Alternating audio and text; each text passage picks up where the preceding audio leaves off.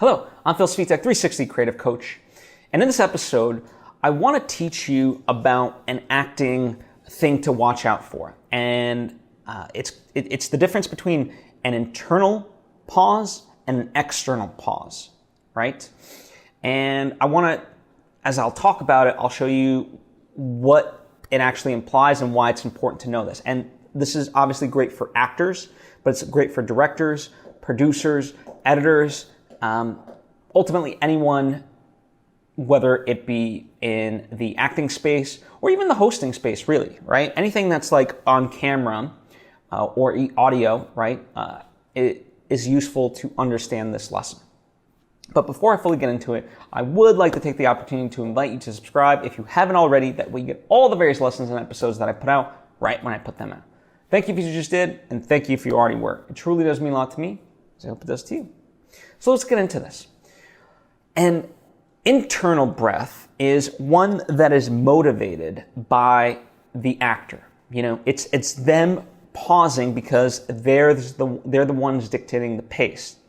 As opposed to an external pause, it's really because generally they're searching for a line.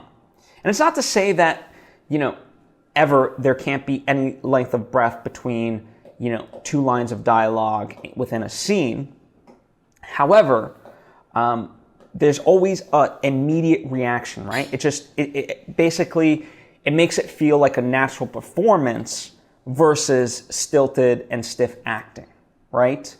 That generally external pauses are a dead giveaway for bad acting, or acting like, that you don't know the lines or whatever the case may be, right? It just isn't good. And to really illustrate this, I want to play a clip from what I think is just a masterclass in acting.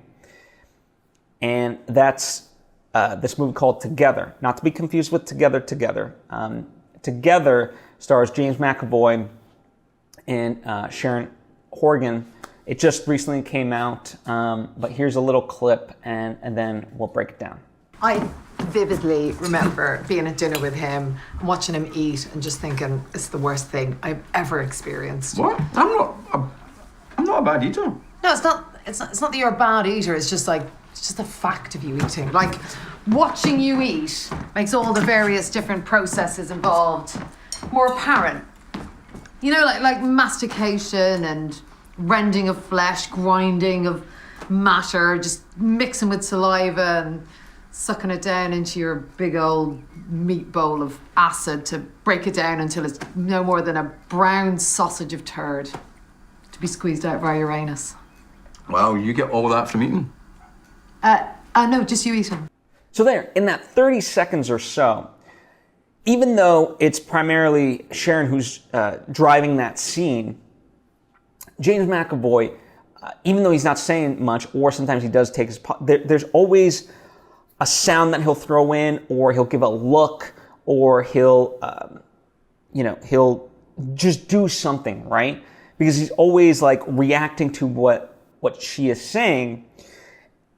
And then when he does speak sometimes, as I just did right there, he'll start something, again, whether it's an actual line of dialogue or something nonverbal like a he'll take that and then he'll pause himself, right? To form his words or whatever the case may be. That is internal pause. Whereas external pause, is two people talking and without any sort of reaction. And I wish I had a clip of something like that readily available, but A, I don't want to embarrass anybody. B, I don't necessarily have access to anything, because I just don't. But needless to say, it would be like something along the lines of like, hey, do you want to get dinner? Sure, yeah, we can get dinner.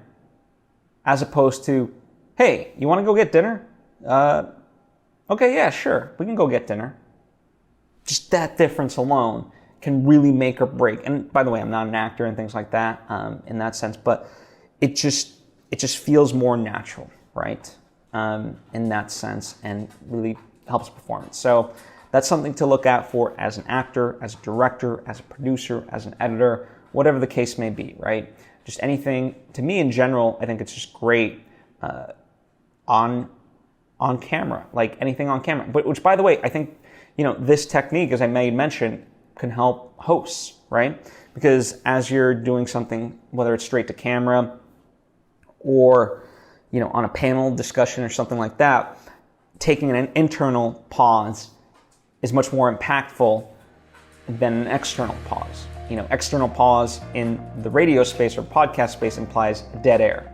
We don't want that, right? Whereas someone deliberately taking a pause doesn't feel like dead air.